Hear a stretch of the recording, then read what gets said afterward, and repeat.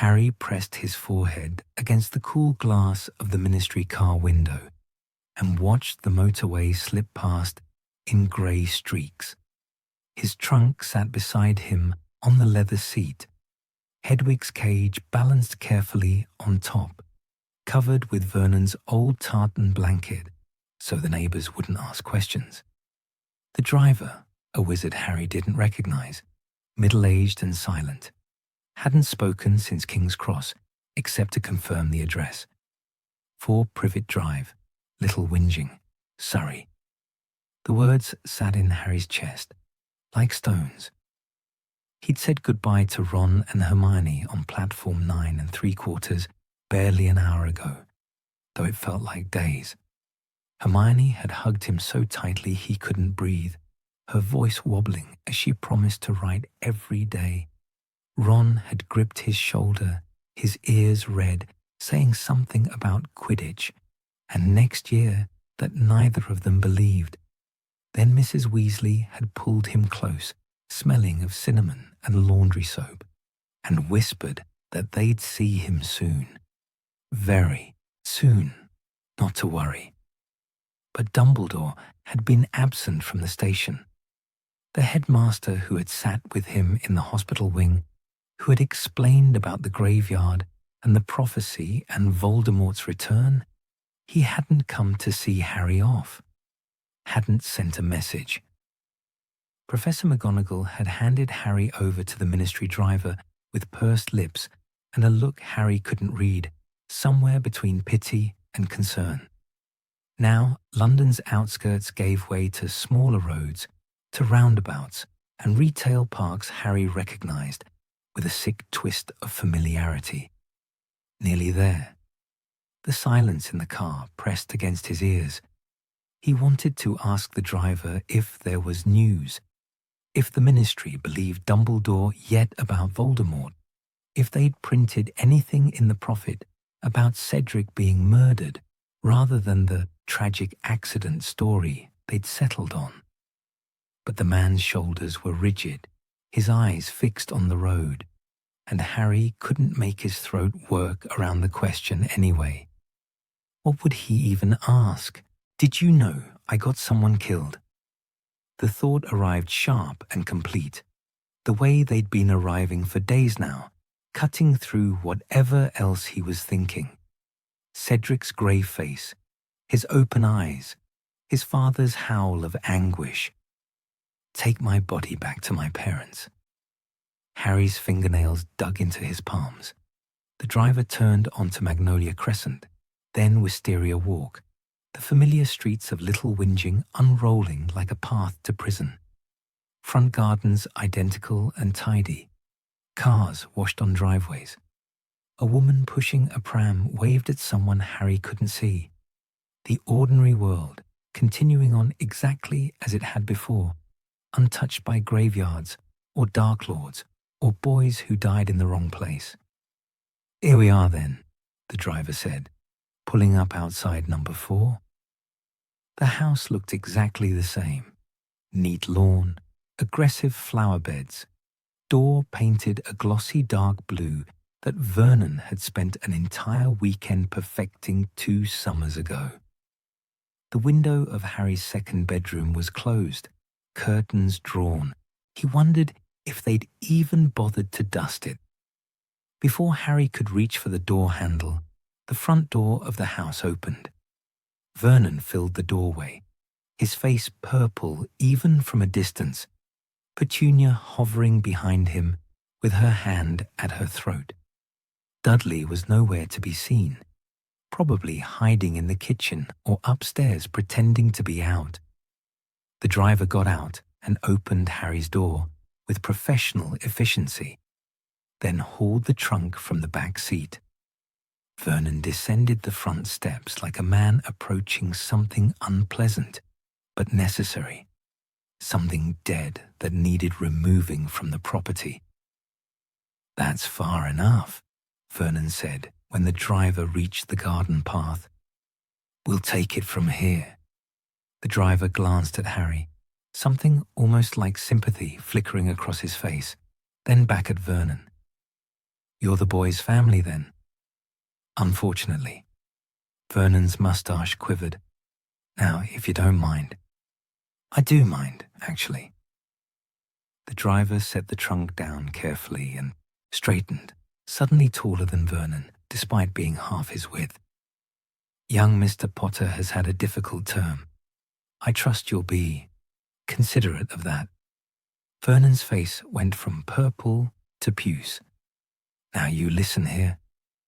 I'll be checking in, the driver continued, calm and immovable. Just so you know, routine matter, making sure the boy's settling in all right. It was a lie. Harry knew it was a lie. Knew no one from the ministry would check on him. Knew he'd be as alone here as he'd ever been. But something in Vernon's expression shifted. Not quite fear. Wariness, perhaps. The knowledge that the abnormal world was watching, just a little. Fine, Vernon spat. Perfectly fine. We'll take excellent care of him.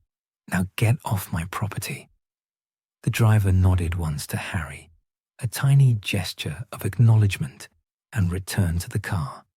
Vernon seized the trunk handle and dragged it up the path with unnecessary force, breathing hard.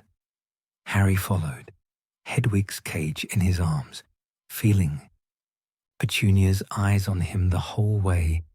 Inside, the house smelled of air freshener, and the roast Petunia must have made for lunch. The carpet was freshly vacuumed, the hallway mirror spotless. Everything aggressively, viciously normal. Upstairs, Vernon said, not looking at him. Your room. And I don't want to hear a peep out of you, understand? No funny business. No weirdness. We're going to have a normal summer, a quiet summer, and you're going to keep your head down and stay out of the way. Harry nodded. Words felt impossible. Vernon stomped toward the kitchen, muttering something about nerve of them, and checking in indeed. Petunia remained in the hallway, her thin arms wrapped around herself, staring at Harry as if he were a stranger, or perhaps as if she was seeing him clearly for the first time. You've grown, she said finally, her voice strange. Not kind, but not quite unkind either. Harry looked down at himself, the school robes he'd changed out of, the jeans that were too short now, the trainers Ron had outgrown and passed along. Had he grown? He hadn't noticed.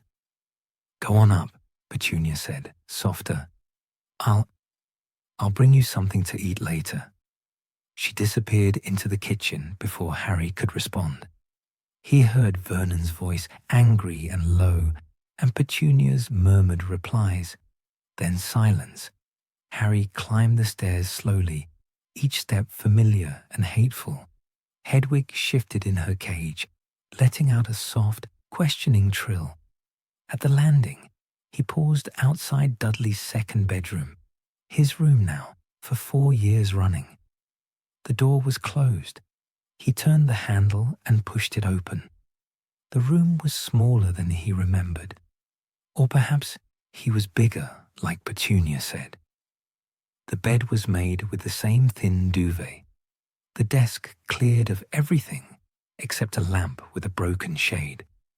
His firebolt leaned in the corner where he'd left it last summer, and his schoolbooks were stacked on the shelf, dusty and untouched.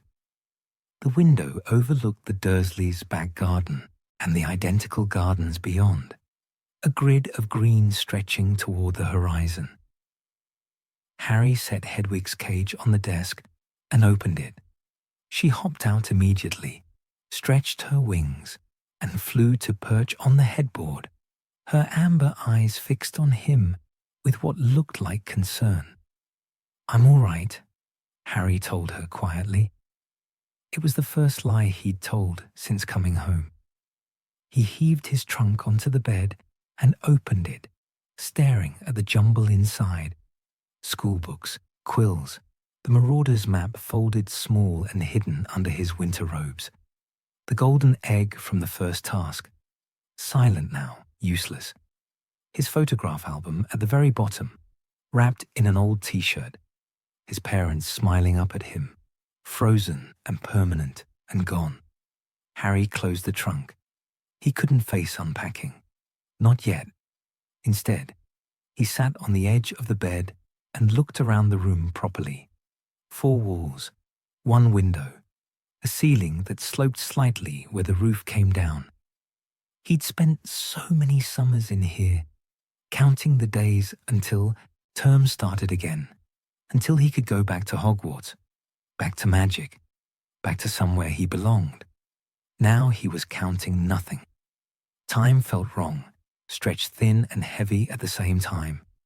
It was only June, 2 months until September. 2 months in this room, in this house, in this silence. 2 months of pretending the graveyard hadn't happened. Harry's hands started trembling. He pressed them against his knees, willing them to stop, but they wouldn't. His breath came faster, shallower, his chest tight. He could see it again, the circle of Death Eaters, the terrible high laugh, Wormtail's silver hand, the flash of green light. Kill the spare.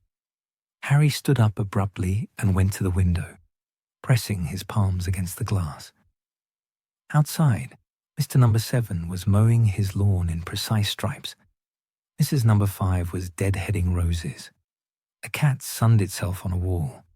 Ordinary, normal, peaceful.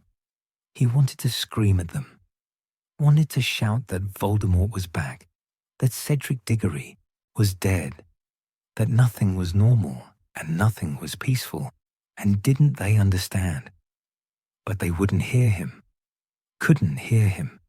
He was behind glass again, behind the invisible barrier that had always separated him from the Muggle world. Only now it felt thicker, permanent. Footsteps on the stairs.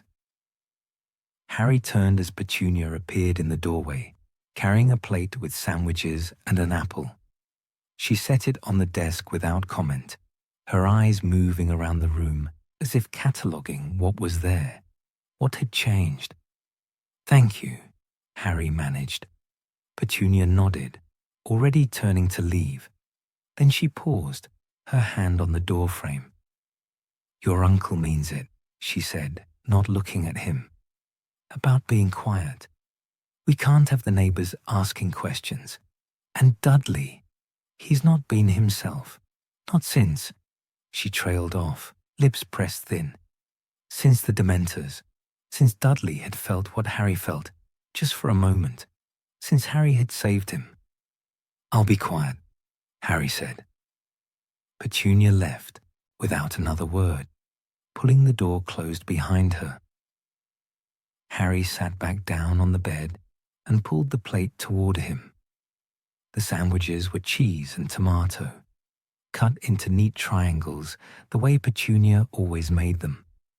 The apple was unblemished, probably from the fruit bowl downstairs that no one was allowed to eat from except on special occasions. He bit into a sandwich without tasting it, chewing mechanically, swallowing because his body needed food, even if he didn't want it. Through the floor, he could hear the television switch on, the evening news, Vernon's ritual, the low murmur of the presenters' voices, muffled and indistinct. No mention of wizards, no mention of murders, just weather and traffic and football scores. Harry finished the sandwich and started on the second. Hedwig clicked her beak softly, a comforting sound in the silence. When the plate was empty, Harry lay back on the bed, fully clothed, staring up at the ceiling. There was a crack in the plaster he didn't remember, running from the corner toward the light fixture like a river on a map. He traced it with his eyes, following its path, letting his mind go blank and still. But blankness didn't last. Cedric's face filled the space behind his eyes. The graveyard, the cup, the flash of green. Harry rolled onto his side, curling around himself, and closed his eyes tighter. Sleep wouldn't come. He knew it wouldn't. Not for hours yet. But he lay there anyway, breathing in the familiar smell of this room, this prison, this place that was somehow safer than anywhere else because it was so completely, brutally ordinary. Outside, the sun began its slow descent toward the roofline. Someone laughed in a distant garden. A car door slammed. Summer had begun. Harry woke to the sound of the post dropping through the letterbox downstairs. For a moment, one blessed, empty moment, he didn't remember where he was or why his chest felt heavy. Then it all came rushing back. Privet Drive, the Dursleys, the graveyard, Cedric. Always Cedric. He'd finally fallen asleep around 3 in the morning, after lying awake counting the cars that passed on the street below, their headlights sweeping across his ceiling in yellow arcs. The nightmare had come anyway, as he'd known it would. Running through the graveyard, Cedric calling his name, unable to reach him in time. Waking up with his heart hammering, his sheets tangled around his legs, sweat cold on his skin. Now daylight pressed against the curtains, bright, insistent, indifferent. Harry lay still and listened to the house come alive around him. Vernon's heavy tread on the stairs, Petunia in the kitchen, the kettle whistling, the television switching on for the morning news. Dudley's door opening, his shuffle to the bathroom. Normal sounds. A normal Thursday morning in June. Harry pushed himself up and reached for his glasses.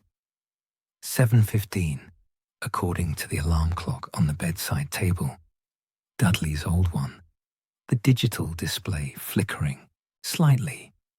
Too early to stay in bed, without Vernon complaining. Too late to pretend he might sleep more. He dressed in yesterday's clothes and went downstairs carefully, staying quiet. The kitchen door was half open. Vernon sat at the table with the Daily Mail spread before him, his thick fingers wrapped around a mug of tea. Petunia stood at the counter buttering toast, her back very straight.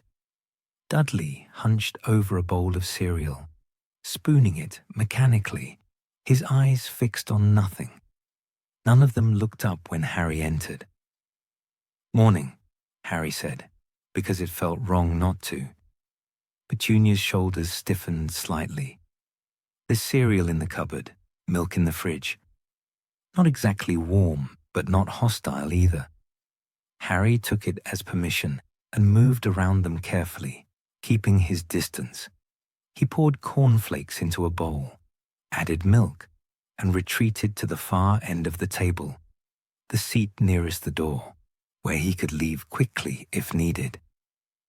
Vernon turned a page of his newspaper with more force than necessary. The sound cracked through the kitchen like a whip. They ate in silence. Harry kept his eyes on his bowl, watching the cornflakes gradually soften and sink. Through the window above the sink, he could see Mrs. Number 7 hanging washing on her line, white sheets billowing in the breeze. The sky was cloudless, aggressively blue. Good weather, beach weather, weather for people with nothing to fear. "I'll need you to mow the lawn today," Vernon said suddenly, not looking up from his paper. "And weed the front beds. The Jacobsons are having a garden party this weekend, and I won't have them seeing our house looking shabby." Harry nodded, though Vernon wasn't watching for a response. "And stay out of sight while you're doing it," Vernon continued. "Last thing we need is you drawing attention, looking—" He waved a hand vaguely, his face reddening. "Peculiar. Peculiar. As if grief was something visible, something that marked you. Perhaps it was. I'll be careful," Harry said quietly. Dudley's spoon scraped against his bowl. He still hadn't looked at Harry, But there was something different in the way he sat, pulled in, smaller somehow. Not the swagger he used to have, the casual cruelty. Since the Dementors last summer, since that terrible night on Magnolia Crescent, when Harry had saved him from something Dudley couldn't see or understand, everything had shifted. Harry wondered what Dudley remembered, what it felt like to have a Dementor lean close, to feel its rattling breath, to have every happy thought sucked away until only the worst moments remained. Did Dudley have nightmares too? Did he wake up gasping, remembering? They never talked about it, would never talk about it. The Dursleys didn't discuss things like that. Breakfast ended. Vernon folded his newspaper and stood, brushing toast crumbs from his tie. Right, I'm off. Conference call at 9. He paused in the doorway, glancing back at Harry with something that might have been discomfort. Stay out of trouble. Then he was gone, the front door closing with a solid thunk behind him. Petunia began clearing the table immediately, stacking bowls and plates with brittle efficiency. Dudley slouched upstairs without a word. Harry remained at the table, his cereal barely touched, wondering if he should offer to help with the washing up. Before he could decide, Petunia spoke. The mower's in the shed, oil can beside it if it needs topping up. She still didn't look at him. And there are gloves in the garage, for the weeding. All right, Harry said. Thank you. Petunia's hands paused briefly over the sink, then resumed their work. Harry took his bowl to the counter, set it down carefully, and escaped outside. The back garden was already warm, the sun beating down on the patio stones. Harry found the mower where Petunia said it would be, along with the oil can and a pair of Vernon's old gardening gloves. Too big for him, but better than nothing. He checked the oil, topped it up, and wheeled the mower onto the grass. The engine roared to life on the third pull, loud and immediate. Harry pushed it forward, feeling the vibration in his arms, watching the grass fall in neat strips behind the blades. There was something almost meditative about it, the repetitive motion, the straight lines appearing across the lawn, the physical effort that required no thought. For 20 minutes, Harry's mind went blessedly quiet. Then, Mrs. Number 7 appeared at the fence between their gardens, peering over with bright, curious eyes. Harry, dear, home from school, are you? Harry stopped the mower, killing the engine. The sudden silence felt too loud. Yes, Mrs. Whipple, just for the summer. That boarding school up north? St. something? St. Brutus's. The lie came automatically, polished from years of use. That's right. Keeping you busy, I see. She gestured at the half-mowed lawn. Such a good boy, helping your aunt and uncle, not like some young people these days. She lowered her voice conspiratorially. The Jacobsons' grandson won't lift a finger, you know. Just sits about on his computer all day. Harry managed something that might have been a smile. I'd better get back to it. Of course, dear. Don't let me keep you. She disappeared back toward her washing line, humming tunelessly. Harry restarted the mower and pushed on, his jaw tight. Such a good boy. If only she knew. If only any of them knew what he'd seen, what he'd done, what was coming. But they couldn't know. Wouldn't believe him if he told them. This was the Muggle world, safe and ignorant, and determined to stay that way. The mowing took another hour. By the time Harry finished, his t-shirt was stuck to his back with sweat, and his arms ached.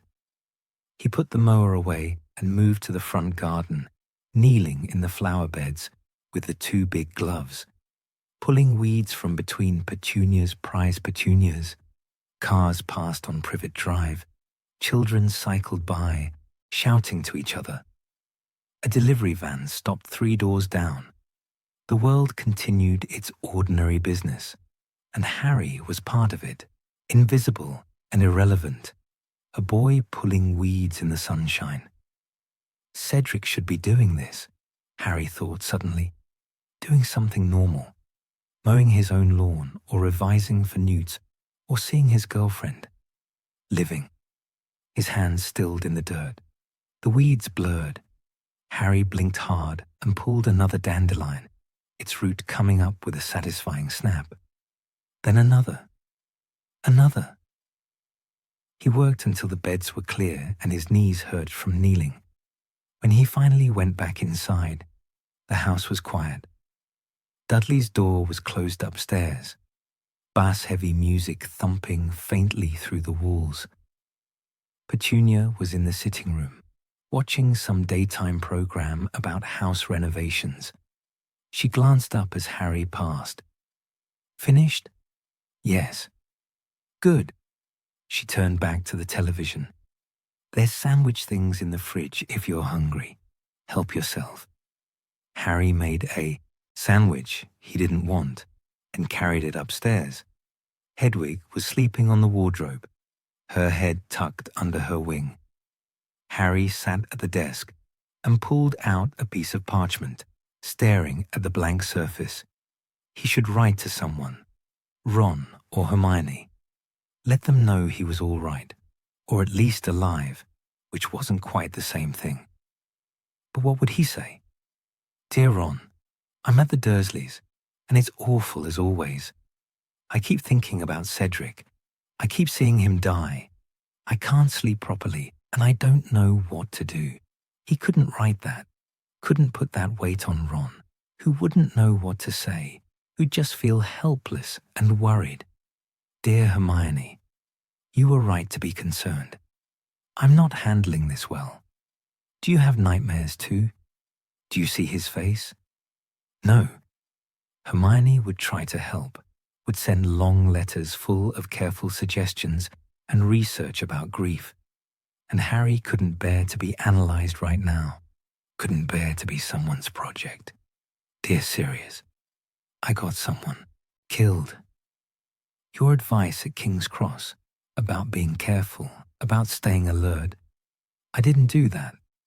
I suggested we take the cup together. I'm the reason he's dead. Harry's hand trembled. He set down the quill. He couldn't write that either. Sirius was still in hiding, still wanted by the Ministry, still in danger. The last thing he needed was Harry falling apart on him in letters that could be intercepted. The parchment remained blank. Harry crumpled it slowly and threw it in the bin under the desk. Then he lay down on the bed and stared at the ceiling, at the crack in the plaster that he was starting to know intimately. Outside, someone was playing music, something poppy and cheerful that drifted through the open window. A dog barked.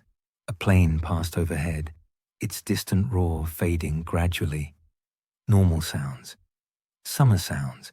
Sounds from a world that didn't know Voldemort had returned.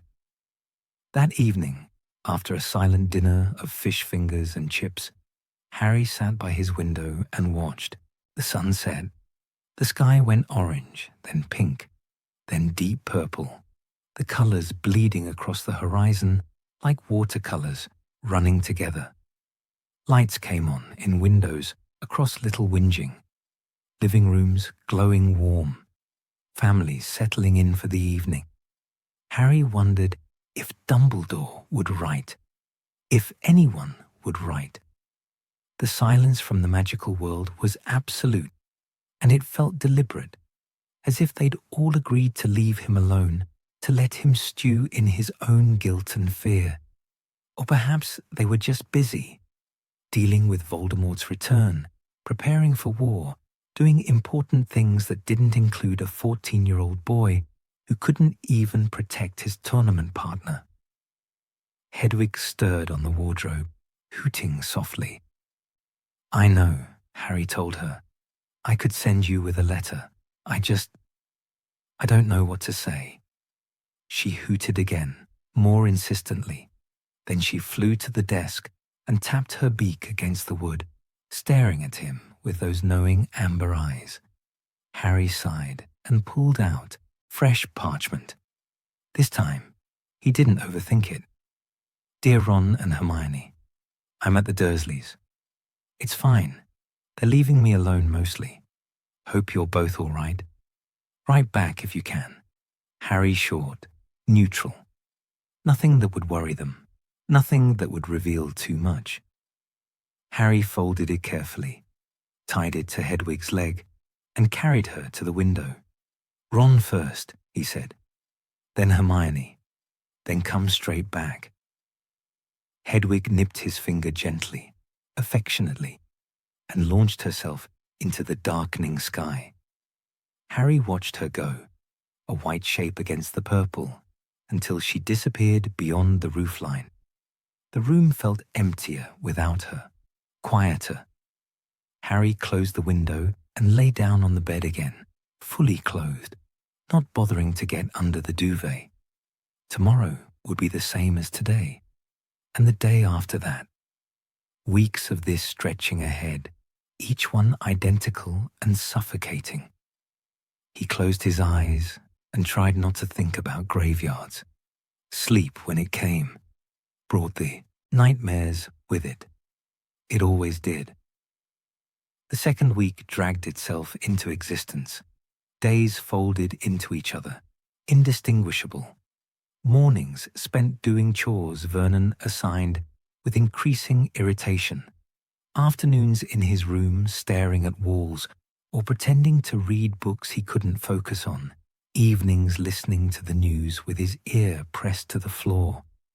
Desperate for any mention of unexplained disappearances or mysterious deaths that might mean Voldemort was acting. There was nothing, just weather reports and traffic updates and some politician's scandal that had the newsreaders very excited. Ron had written back, a short, awkward letter saying his mum sent her love and they missed him, and Quidditch season was going to be brilliant next year, wasn't it? Hermione's letter was longer, more careful, asking how he was really doing and suggesting he try to stay busy, maybe read ahead for next term. Both letters felt like they'd been written by people walking on eggshells, afraid of saying the wrong thing. Harry had written back with more lies about being fine, and Hedwig had carried them off with what looked distinctly like reproach in her amber eyes. Now it was a Tuesday. Harry thought it was Tuesday anyway, and he was sitting at the kitchen table with a bowl of cereal going soggy while Petunia wiped down already clean counters, and Dudley stared at his phone, scrolling mindlessly. Vernon had left early for a meeting in London. The house felt different without him. Not exactly relaxed, but less tense. Like everyone could breathe slightly deeper. Harry was raising a spoonful of cereal to his mouth when Dudley spoke. "You still have nightmares?" Harry's hand froze. The spoon hung in the air, milk dripping back into the bowl. Across the kitchen, Petunia's cloth stopped moving. Dudley didn't look up from his phone. "I can hear you, through the wall. You wake up and—" He made a small, uncomfortable gesture. "You sound scared." Harry set the spoon down, carefully. His heart was beating too fast. They didn't talk about things like this. The Dursleys never acknowledged anything that might be considered abnormal or emotional. This was breaking an unspoken rule Harry hadn't even realized was sacred. "Sorry," Harry said quietly. "I'll try to be quieter." "That's not—" Dudley stopped, his jaw working. He finally looked up, and Harry was surprised by what he saw. Not mockery, not disgust. Something closer to recognition. "I meant, are you all right?" The question hung in the air between them, impossible and sincere. Petunia made a small noise, half protest, half warning, but didn't say anything. She turned back to the counter, scrubbing at an invisible spot with sudden intensity. "I'm fine," Harry said automatically. "You're lying." Dudley's voice was flat. "You sound like I did. After last summer. After the Dementors. After Harry had saved him from something he couldn't see, couldn't understand, but had felt with horrible clarity. After Dudley had experienced, just for a moment, what it was like to have every good thing stripped away until only fear remained. Harry looked at his cousin properly. Dudley had changed over the past year, not just physically, though he had. The boxing really was working, his bulk shifting from soft to solid, but in other ways too. The cruel glint in his eyes was gone, the swagger, the casual violence he used to carry around like a weapon. Now he just looked tired, and maybe a little afraid. "Do you still have them?" Harry asked, before he could stop himself. "Nightmares?" Dudley's fingers tightened around his phone. "Sometimes. Not as much as before. Mum got me to see someone, a counselor. Dad doesn't know." He glanced toward the doorway, as if Vernon might materialize there, purple-faced and furious. "She tells him I'm at boxing practice." Petunia's shoulders had gone very rigid, but she didn't turn around, didn't deny it. "Does it help?" Harry heard himself ask. "The counselor?" "A bit." Dudley set his phone down on the table, face down. "She says it's normal. To be scared after something traumatic. That talking about it makes it smaller." He paused, then added quietly, "I don't really believe her." Harry almost laughed, a bitter, broken sound he swallowed before it could escape. "Yeah, me neither." They sat in silence. The kitchen clock ticked loudly. Outside, someone started a lawnmower 3 doors down, the engine buzzing like an angry wasp. "What do you dream about?" Dudley asked. If you don't mind saying." Harry did minded terribly, but something about Dudley's voice, genuinely curious, not cruel, made him answer. "A graveyard," he said. "Someone dying, not being able to stop it." Dudley nodded slowly. "I dream about being cold, so cold I can't move, and everything good just leaving, like it was never real in the first place." He looked down at his hands, which were clenched into fists on the table. "When I wake up, I have to remind myself it's not true, that good things exist." Petunia made a small, choked sound. She turned then, her face pale, her eyes bright with something that might have been tears. But she blinked them away quickly and picked up her cloth again, busying herself with the already spotless sink.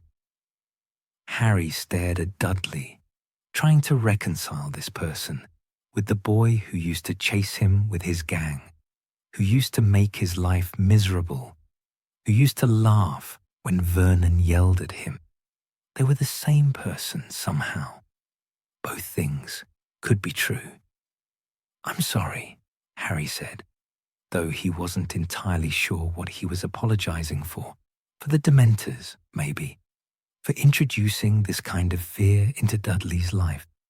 For being the reason magic kept crashing into Privet Drive, shattering its carefully maintained normality. Dudley shook his head. "You saved me. Mum told me, later. She said you fought them off, the things I couldn't see." "Dementors?" Harry said quietly. "Right, Dementors." Dudley tested the word carefully, as if it might bite him.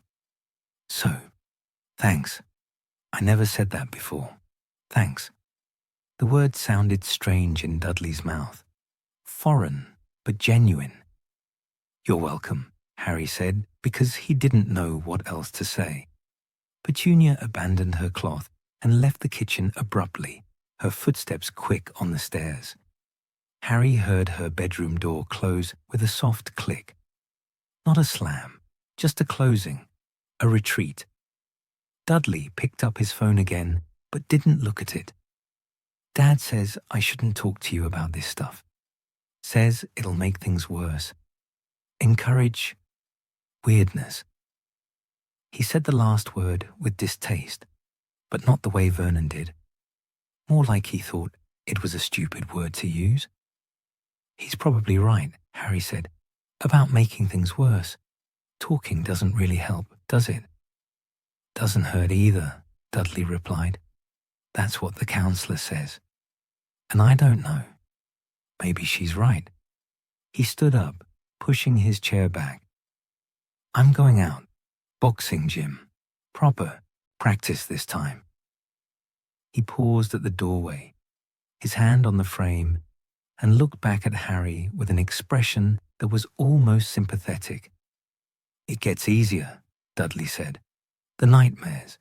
They don't stop, but they get less. You don't wake up as scared.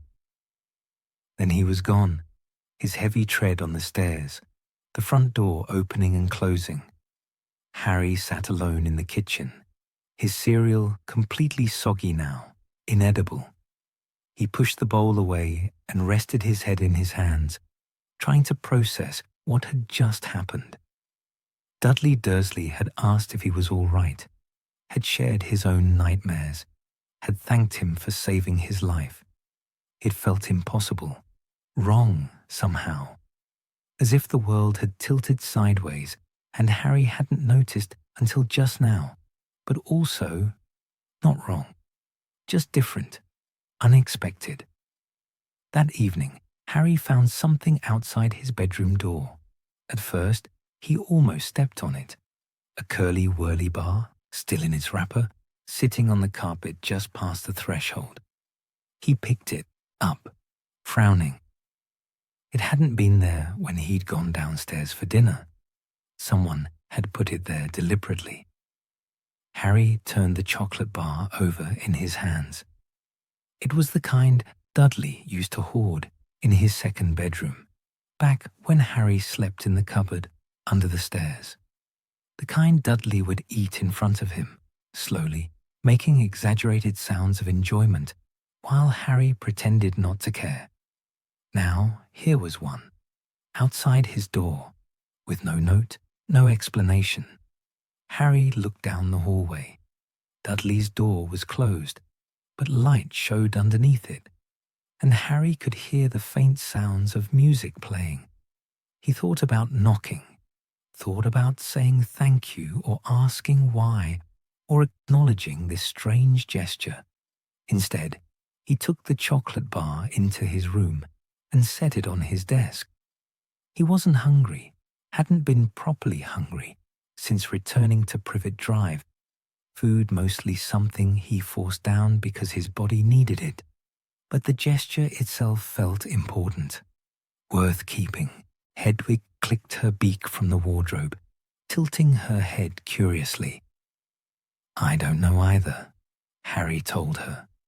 He got ready for bed mechanically, changing into old pajamas that were too small now, brushing his teeth, climbing under the thin duvet. Through the wall, he could hear Dudley moving around his room.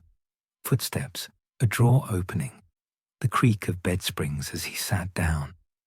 Harry wondered if Dudley was lying awake too, staring at his ceiling, waiting for sleep and dreading the dreams it would bring. It was strange, knowing that. Strange to think that someone else in this house understood, at least a little, that someone else woke up frightened, heart racing, trying to remember that the terrible things in their head were over, were in the past, couldn't hurt them now. Except Harry's terrible things weren't in the past. They were in the present. Voldemort had returned, Cedric was dead, and Harry was stuck here, in this safe Muggle house, while the magical world prepared for war without him. The familiar weight settled on his chest. Guilt and fear and frustration all tangled together.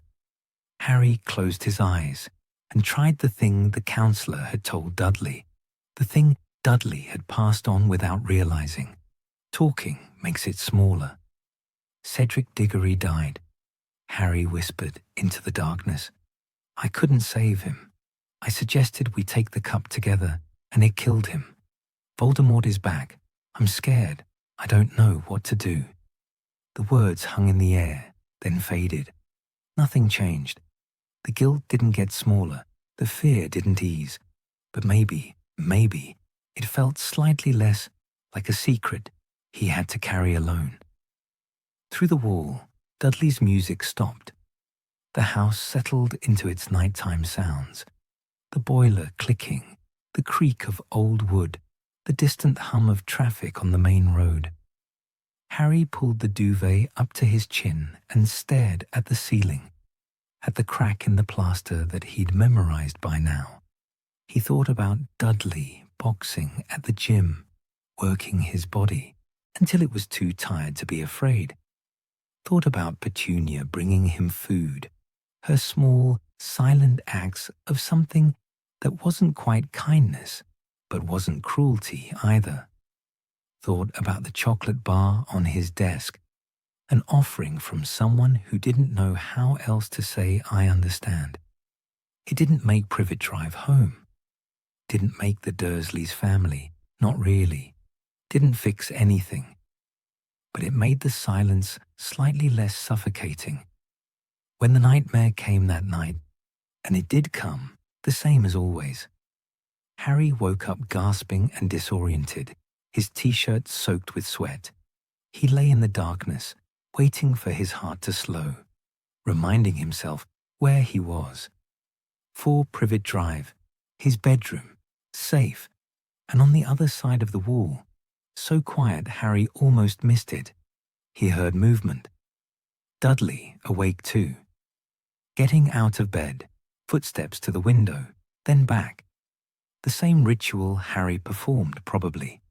Checking that the world was still there, still normal, still safe. Harry turned on his side, facing the wall, and closed his eyes again. The nightmares didn't stop, but knowing he wasn't the only one awake in the darkness, that made them, somehow, just slightly more bearable. The floorboard under Harry's bed was loose.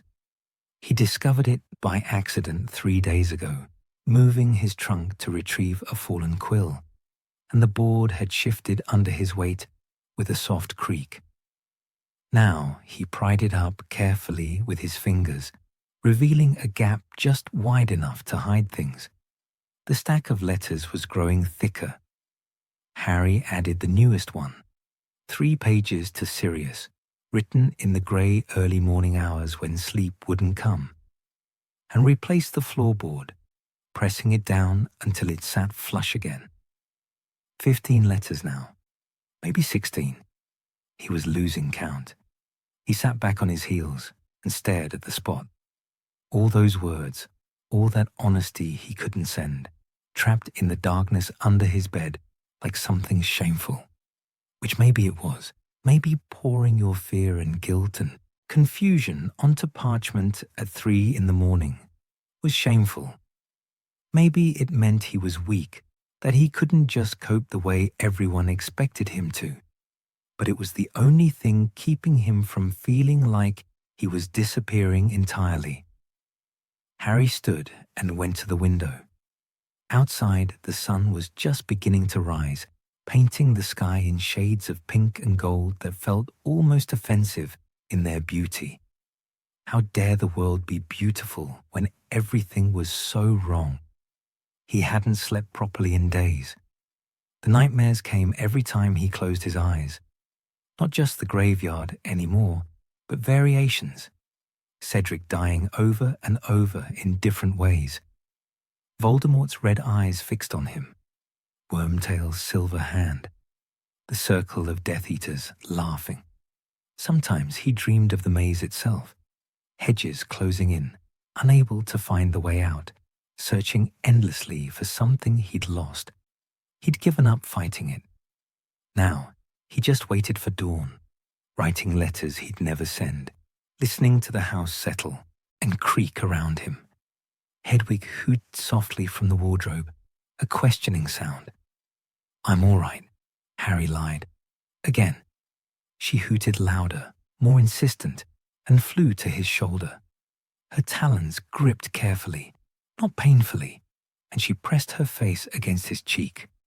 A gesture so tender, it made Harry's throat tighten. "I know you want to help," he whispered. "I know." But there was no help for this. No letter he could send, no person he could tell who would make it better. The magical world was silent, and Harry was alone with his thoughts. And that was just how it was going to be. By the time Vernon's alarm clock went off downstairs, that aggressive, shrill beeping that could wake the dead, Harry had already dressed and made his bed with military precision. The physical routine helped, made him feel slightly less like he was falling apart. He waited until he heard Vernon in the shower before going downstairs. The kitchen was empty, the morning light streaming through the windows. Petunia kept spotlessly clean. Harry made himself tea and toast, the mundane tasks grounding him in the present. Kettle boiling, bread in the toaster, butter from the fridge.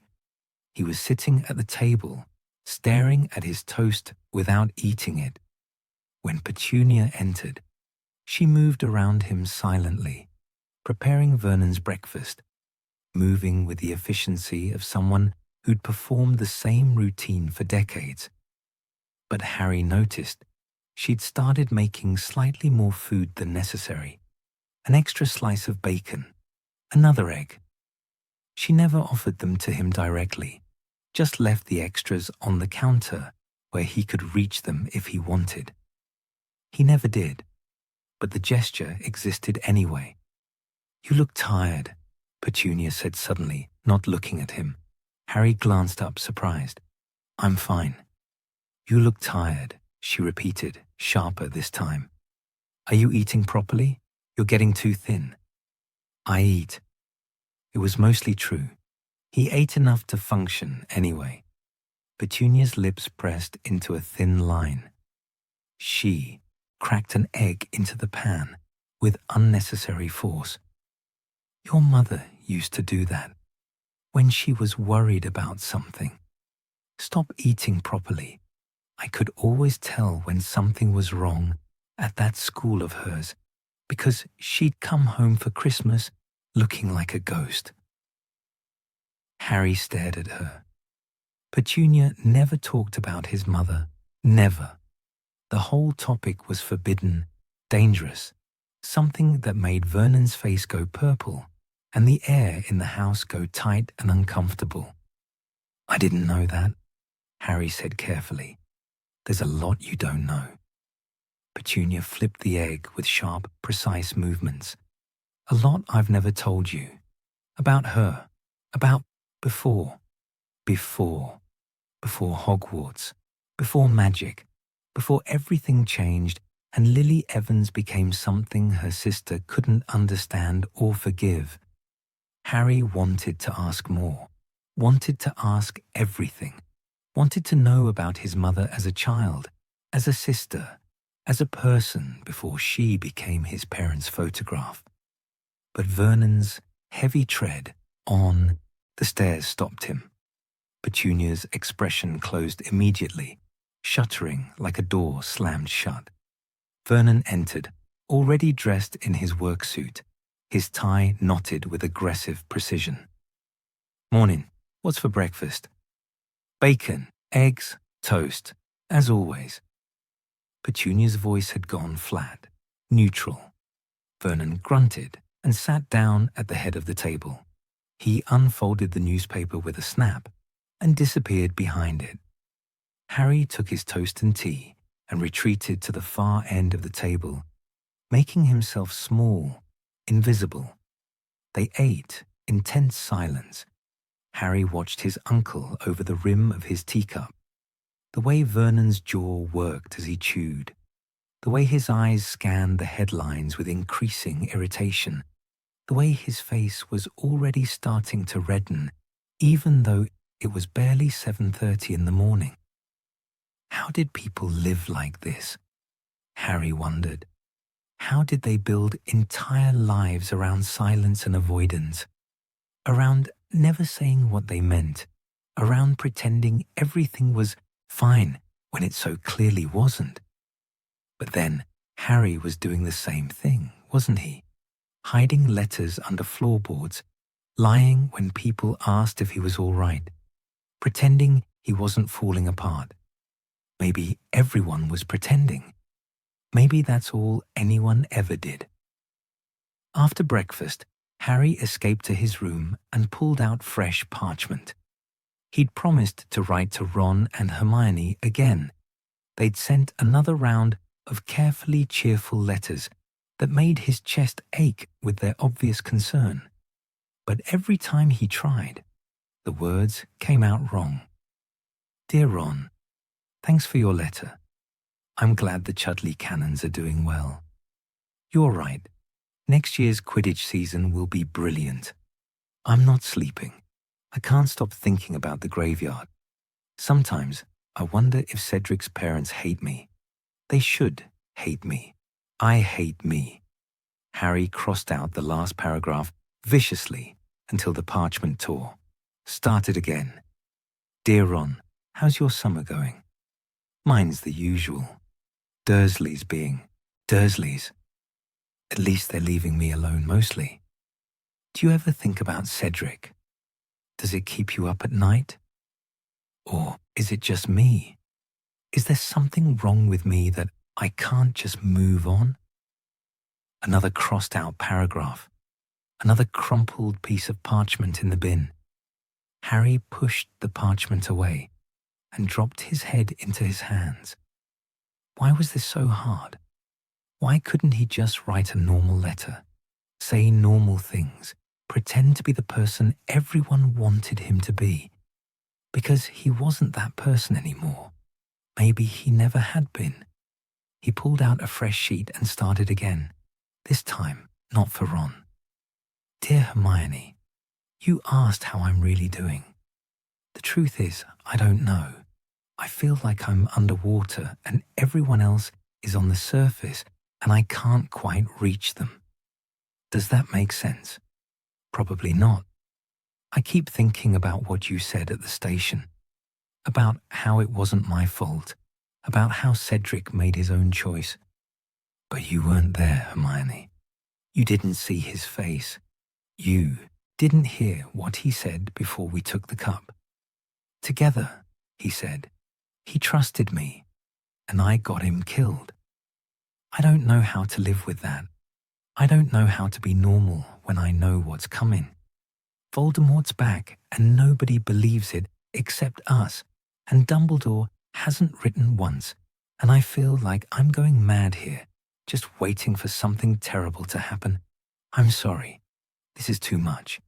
You don't need to hear all this. Just, I'm fine. Tell Ron I'm fine. I'll write again soon. Harry. He read it over 3 times, his throat tight. Then he carefully folded it and added it to the stack under the floorboard. Another letter he'd never send. Another truth that would stay hidden in the darkness. Hedwig hooted disapprovingly from the wardrobe. I know, Harry told her, but I can't send it. She'd worry. They'd all worry.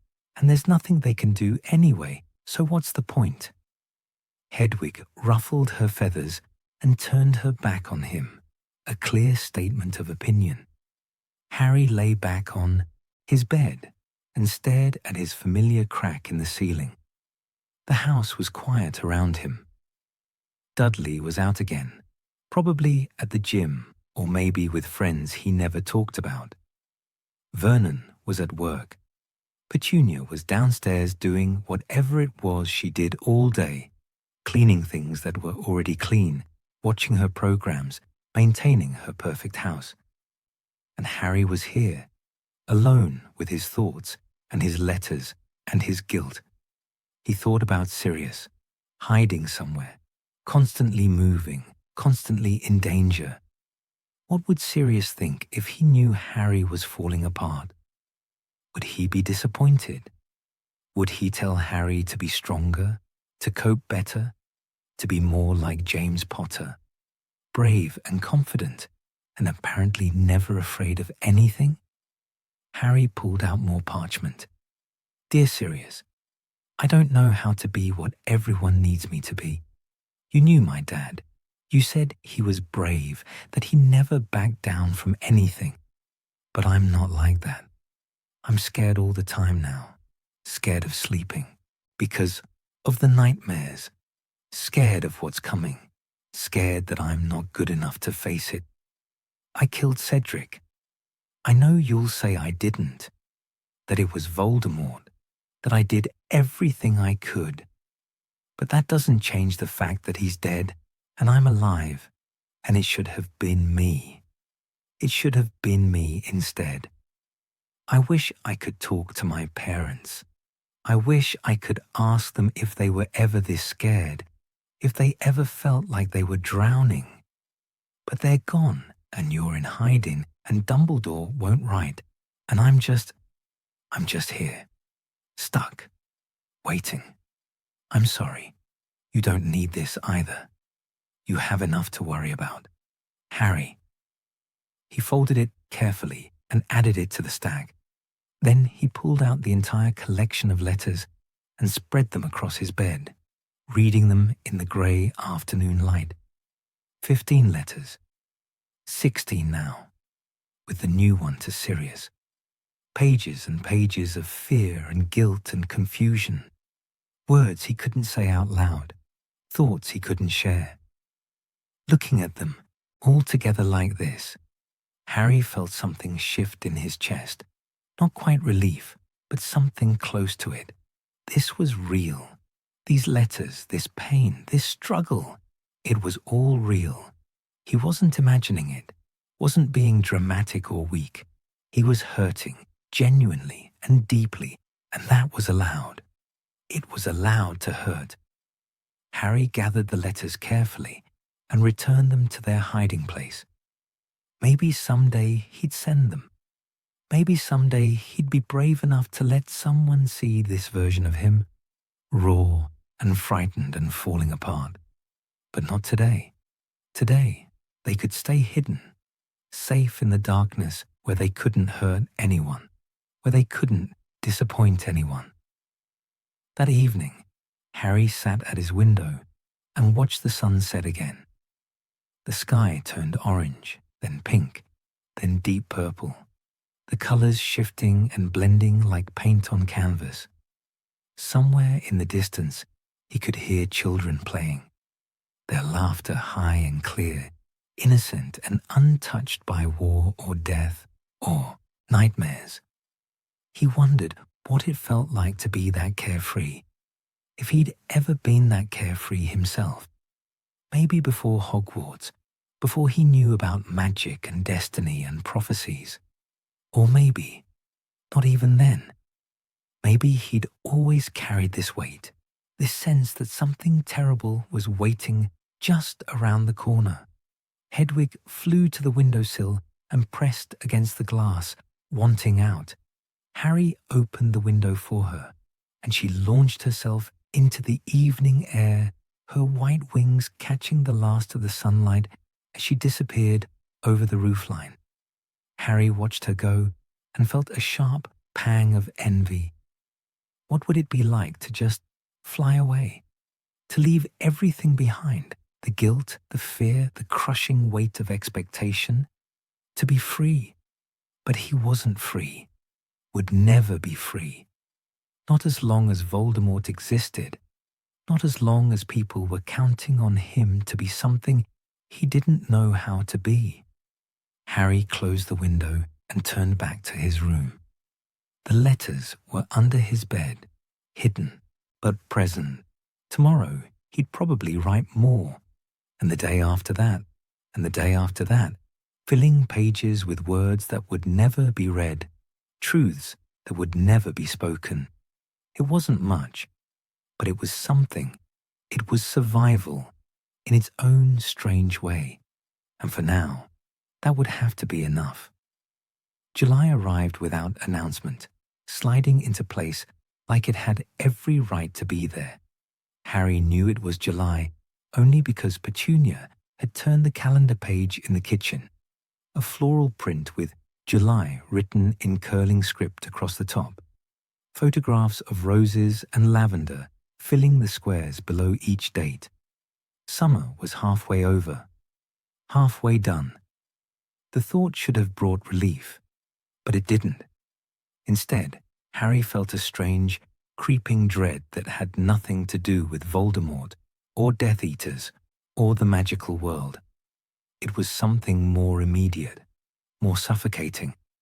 The realization that nothing was happening, nothing was changing. The world was continuing on exactly as it always had, indifferent and relentless in its normalcy. Harry woke one morning to the sound of laughter outside his window. Real laughter, the kind that came from genuine joy, not the nervous, uncomfortable variety he heard at Privet Drive. He pushed himself up and looked out to see the neighbors 3 doors down setting up for something in their back garden. Tables, chairs, streamers in bright colors strung between fence posts. A party. They were having a party. He watched them for a while, these people whose names he didn't know, as they moved back and forth, carrying bowls of food, arranging flowers in vases, testing speakers that blasted cheerful music across the quiet morning street. A small child, maybe 5 or 6, ran circles around the tables, chasing a balloon that kept escaping their grip. Someone called out instructions about where to put the cooler. Someone else laughed at a joke Harry couldn't hear. It all looked so easy, so normal, as if the world weren't balanced, on the edge of war, as if dark wizards weren't plotting and people weren't dying and everything wasn't about to come crashing down. But of course, they didn't know. Nobody here knew. This was the Muggle world, safe and ignorant, where the worst thing that might happen was rain ruining a garden party. Harry let the curtain fall closed and turned away from the window. Downstairs, the Dursleys were preparing for their own version of normal. Vernon sat at the breakfast table, reading an article about company mergers with the intensity of someone watching a sporting match. Petunia was on the phone with someone, Mrs. Jacobson probably, discussing arrangements for the neighborhood gathering this weekend. Her voice carried that particular false brightness she used with the neighbors, the one that said everything in this house is perfectly fine. Thank you for asking. Dudley was eating toast with jam, scrolling through his phone with his free hand. He glanced up when Harry entered, a brief moment of eye contact, then returned to his screen. Not hostile, just present, acknowledging Harry's existence without comment. It was still strange, this new dynamic. Not quite friendship. They'd never be friends, probably, but not enemies either. Just 2 people living in the same house, bound by circumstance and secrets they'd never fully share. Harry poured himself tea and sat down at his usual spot. The kitchen window above the sink showed a perfect square of blue sky, cloudless, bright, aggressive in its cheerfulness. Weather for barbecues and beach trips and all the summer activities that belonged to people who weren't waiting for war. The Jacobsons are having their garden party Saturday, Petunia announced, hanging up the phone. She said it like she was delivering important news, something that required everyone's attention. Vernon, they're expecting us at 3, and they've asked specifically that we bring potato salad. Vernon grunted his acknowledgement without looking up from his newspaper. Dudley, you'll need to wear something nice. The blue shirt I bought you. And for heaven's sake, comb your hair properly. Petunia's eyes slid toward Harry, then away quickly. You can stay here. I'll leave sandwich things in the fridge. All right, Harry said.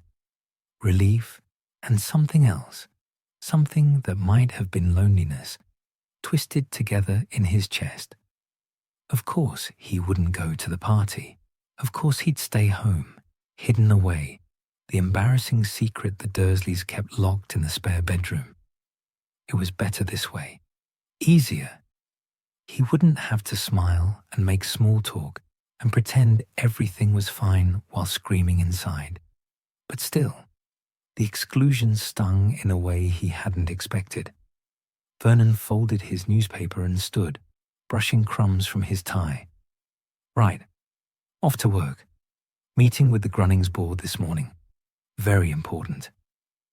He paused, looking at Harry with that expression he got sometimes, halfway between discomfort and something that might have been concern if Vernon were capable of such things. You'll stay out of trouble today, won't you? It wasn't really a question. Yes, Harry said. Vernon nodded and left, his heavy footsteps retreating down the hallway, the front door closing with its usual solid thunk. Petunia began clearing the breakfast dishes with brittle efficiency. Dudley finished his toast and slouched toward the door, pausing just before leaving. Gym this afternoon, he said to no one in particular. Then quieter, directed at Harry. If you want, there's a spare guest pass. You could, if you wanted to get out of the house. Harry blinked, surprised. Dudley was inviting him somewhere, offering to spend time together voluntarily. I don't think your dad would like that, Harry said carefully. Dudley shrugged, uncomfortable. Dad doesn't have to know. And it's better than sitting here all day. Trust me. He shifted his weight from foot to foot. Coach says exercise helps. With the stress and stuff. With the nightmares, he meant. With the fear that woke you up gasping, heart racing, unsure what was real. Harry considered it. The idea of going somewhere, doing something physical, exhausting his body until his mind went quiet. It was appealing. More appealing than another day in his room, staring at walls, writing letters he'd never send. But also terrifying. Being out in public, being seen, having to interact with people who'd ask questions or make observations or notice that something was wrong with him. Maybe, Harry said finally. I'll think about it. Dudley nodded and left. His footsteps echoed on the stairs. Then his bedroom door closed. Petunia was watching Harry from the sink, her expression unreadable. He's trying, she said quietly, to be better, different. I know, Harry said. It's not easy for him, after what happened last summer, the things he felt. Her hands gripped the edge of the sink, knuckles white. The things that creature made him feel. The Dementor. She meant the Dementor, though she couldn't quite bring herself to say it. It's not easy for any of us, Harry said, and immediately regretted it. Too honest, too revealing. But Petunia just nodded slowly, still staring at the sink. No, I suppose it's not. She went back to washing dishes that were already clean, and Harry took his tea upstairs, the conversation sitting strange and heavy in his chest. The afternoon stretched out like taffy, long and shapeless, and somehow both too slow and too fast. Harry tried to read, tried to focus on his defense against the dark arts textbook, preparing for next year, but the words swam on the page. He'd read the same paragraph 4 times before giving up entirely. Instead, he lay on his bed and listened to the sounds of summer filtering through his open window.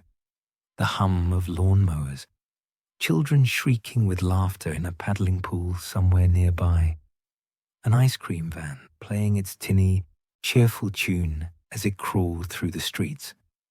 Normal sounds, summer sounds, the sounds of a world at peace.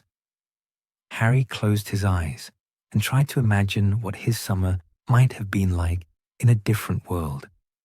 In a world where Voldemort hadn't returned, where Cedric was still alive, where Harry was just a normal student looking forward to his 5th year at Hogwarts, maybe spending part of the summer at the Burrow, playing Quidditch in the orchard with Ron, helping Mrs. Weasley denome the garden. But that world didn't exist, would never exist. This was the world he had, Privet Drive, silence, waiting. Through the wall, Harry could hear Dudley moving around his room. Then footsteps on the stairs, the front door opening. Harry got up and looked out the window, just in time to see Dudley heading down the street, gym bag slung over his shoulder, moving with the determined stride of someone with purpose. Harry felt a pang of something that might have been regret. He could have gone, could have tried, but the effort of it, of being around people, of pretending to be normal, felt insurmountable. So instead, he stayed in his room, safe and suffocating, and watched the afternoon light move slowly across his walls.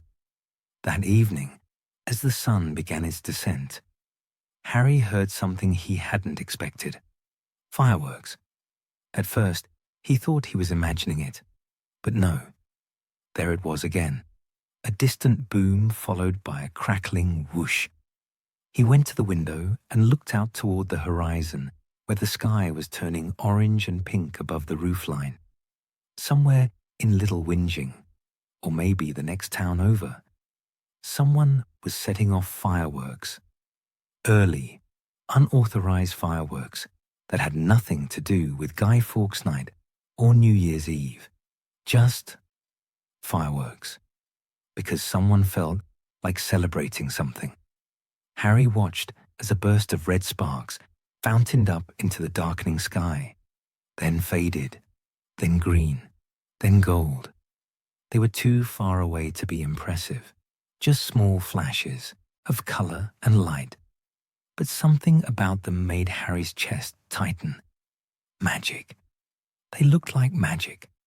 Not real magic, of course, just Muggle fireworks, chemicals and combustion creating pretty patterns. But the colors were the same. Red like stunning spells, green like the killing curse, gold like the enchanted ceiling of the Great Hall. Another boom, another burst of light, silver this time, spreading out like a flower, blooming and dying in the same instant. Harry pressed his forehead against the glass and watched them until they stopped, until the sky was just sky again, dark and star-pricked and ordinary. He felt hollow, scraped out, like something essential had been removed from his chest, and he was just going through the motions of being a person without actually being one. This is what depression feels like, some distant part of his mind observed. This emptiness, this sense that everything is happening behind glass, muffled and distant and not quite real. But he couldn't be depressed. He had to be strong, had to be ready.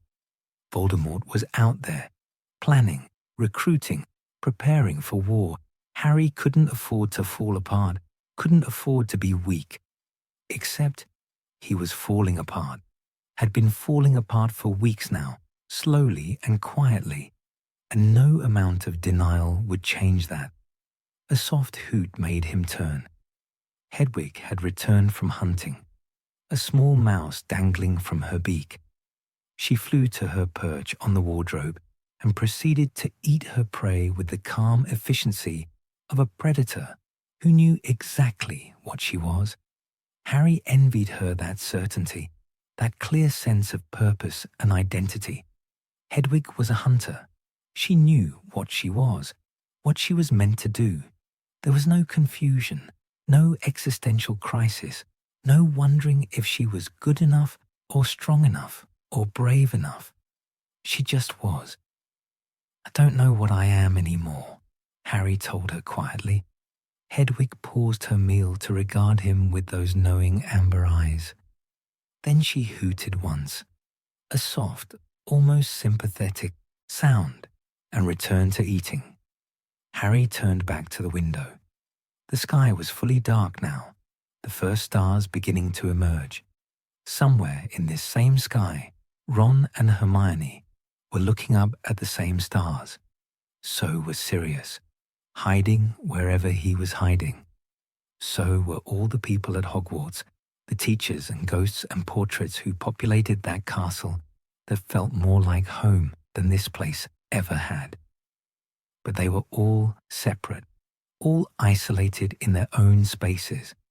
And Harry was here, in this small room, in this ordinary house, watching Muggle fireworks fade into darkness and feeling like he was disappearing along with them.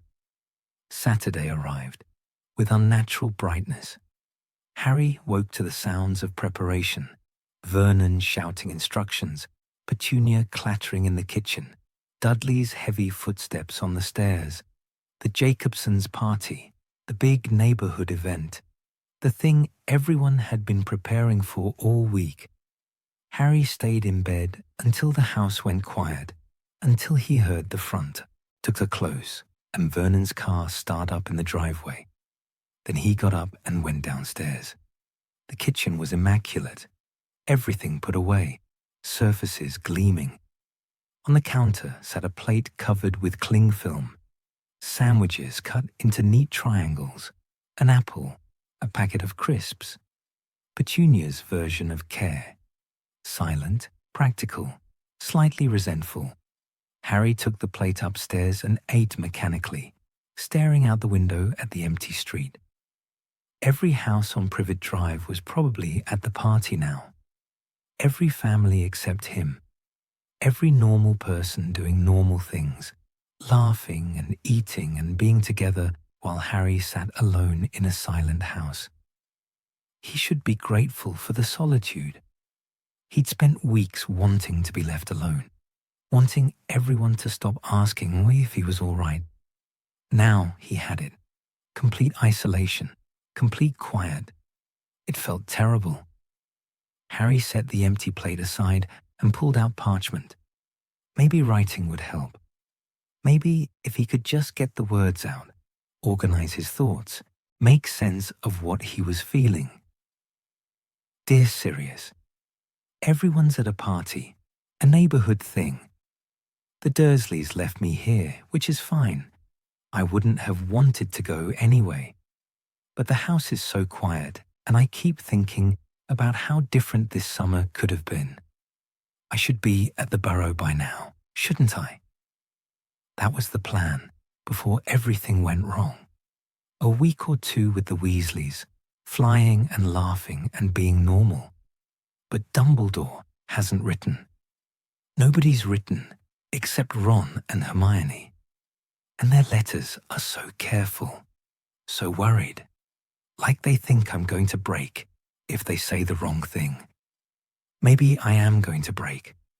Maybe I'm already broken and just haven't noticed yet.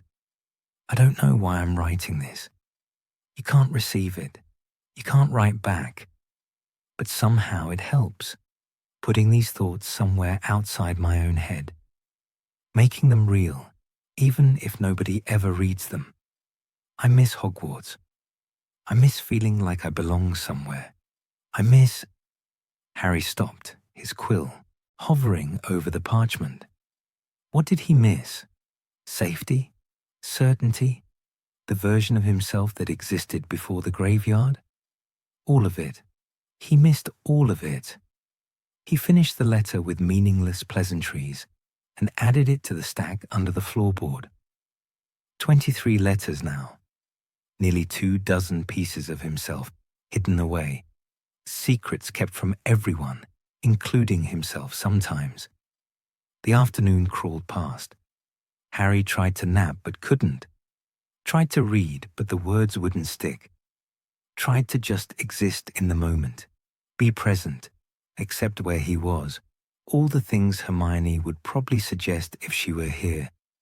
But his mind kept circling back to the same thoughts over and over. Cedric is dead. Voldemort is back. I'm trapped. I'm alone. I'm scared.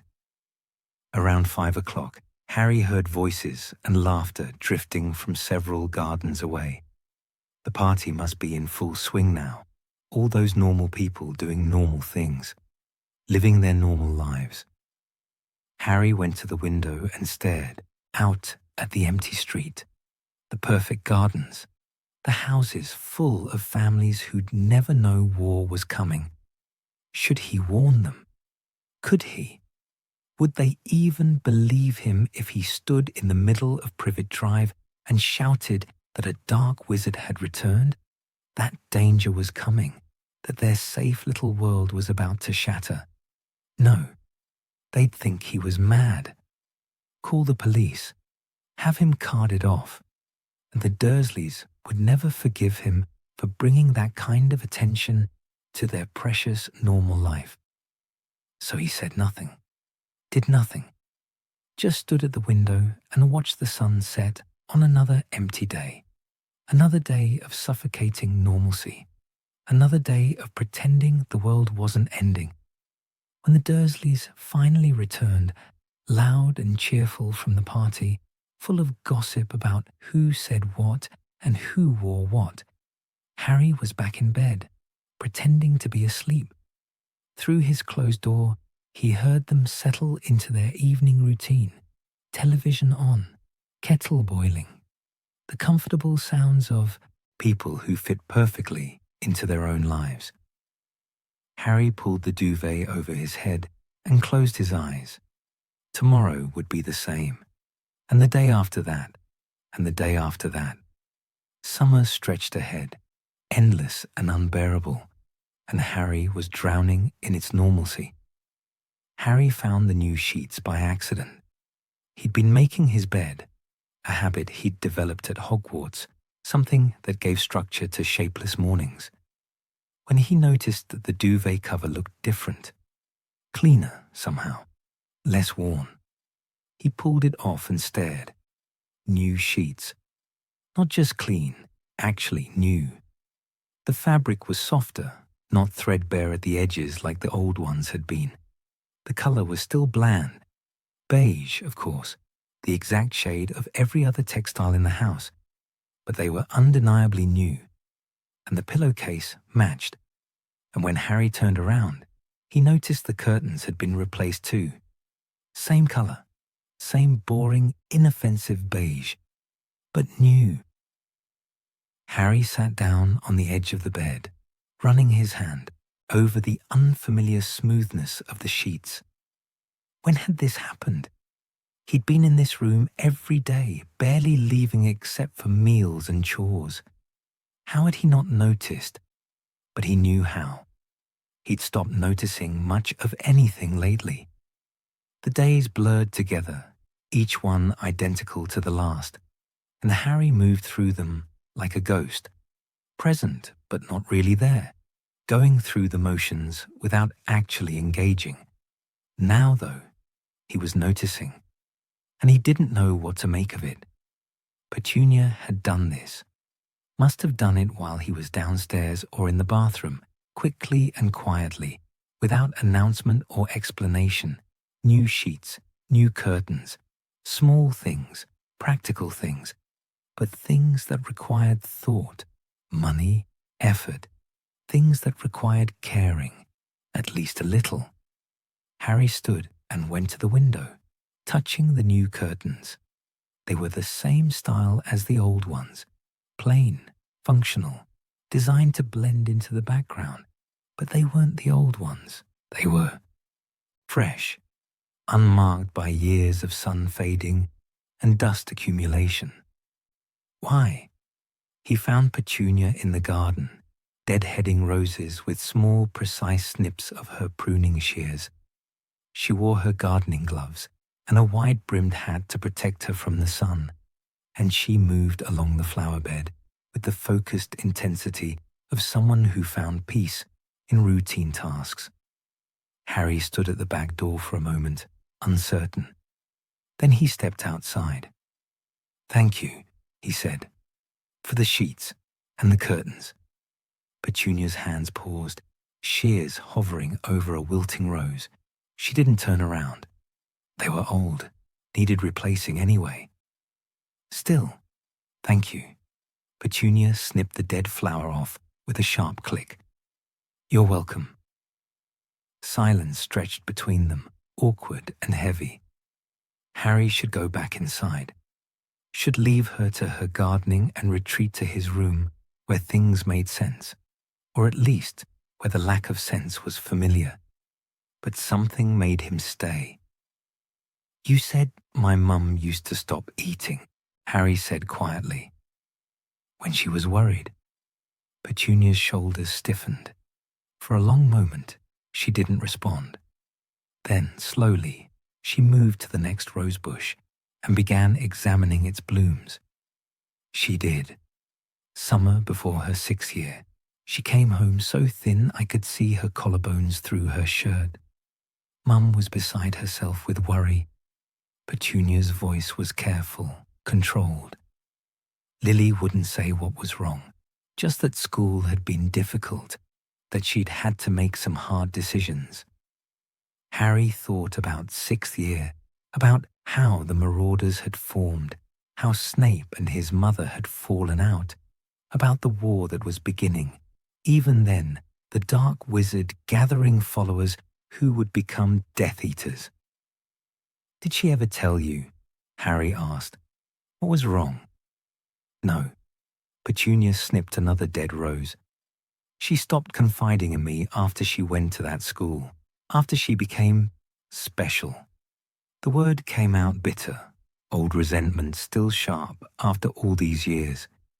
But I could see it, the worry, the fear. She tried to hide it, tried to be cheerful when she came home, but I knew her. I was her sister. Past tense. Was, as if Lily had stopped being her sister the moment magic entered her life. "You must miss her," Harry said. Petunia's hands stilled completely. For a long moment, she stood frozen, staring at the rose bush in front of her. Then she set down the pruning shears carefully and pulled off her gloves, one finger at a time. "Come inside," she said. "It's too hot out here." Harry followed her into the kitchen, bewildered. Petunia filled the kettle and set it on the stove, her movements stiff and mechanical. She got out 2 mugs, 2 which she'd never done before, and dropped tea bags into each one. They sat at the kitchen table while they waited for the kettle to boil. Petunia's hands were folded in front of her, and she was staring at them like they belonged to someone else. "I did miss her," Petunia said finally. "When she died, I missed her so much, I thought I'd go mad with it. My little sister, my Lily, who used to follow me everywhere when we were small, who made flowers bloom in her hands before we knew what it meant." Her voice cracked slightly. "Who wrote me letters from that school? Long letters full of excitement and wonder. Letters I burned because I couldn't bear to read them." Harry stared at her. He'd never heard Petunia talk like this, never heard her say his mother's name with anything other than resentment or disdain. "Why?" he asked. "Why couldn't you bear to read them?" "Because she had something I didn't." Petunia's face was tight, controlled. "She was special, chosen, different, and I was just normal, ordinary Petunia, the sister who couldn't do magic, who couldn't go to the special school, who had to stay behind while Lily went off to have adventures. The kettle began to whistle. Petunia stood and poured water into the mugs, watching the tea steep with unnecessary focus. I was jealous, she continued, still not looking at Harry. Bitterly, horribly jealous. And when she died, I couldn't forgive myself for wasting all those years being angry at her for something she couldn't help, for being what she was. She brought the mugs to the table and sat down again. Harry wrapped his hands around his mug, feeling the heat seep into his palms. And then you came, Petunia said softly, and you looked just like her. Your eyes. You have her eyes exactly. And every time I looked at you, I saw her, my little sister who I loved and hated and lost. All of it, right there, in your face. Harry's throat felt tight. I'm sorry. Don't be sorry. Petunia's voice was sharp. You didn't choose any of this. Neither did she. Neither did I, really. We were just circumstances. All of us, just circumstances that collided. She picked up her mug and sipped her tea, her face carefully neutral again. But something had shifted. Some wall between them had developed a crack. The sheets, Harry said carefully, and the curtains. Are you trying to? You look like you're not sleeping, Petunia said bluntly. You look thin and pale, and there are circles under your eyes that weren't there when you came home. And you're too quiet, too withdrawn. You're disappearing. She set her mug down with a soft click, just like Lily used to, when she was worried. Harry didn't know what to say. The observation was too accurate, too seeing. He wanted to deny it, to insist he was fine, but the lie wouldn't come. I can't help you, Petunia continued. I don't know how. I don't understand your world, or what happened to you, or what you're dealing with. But I can. She gestured vaguely.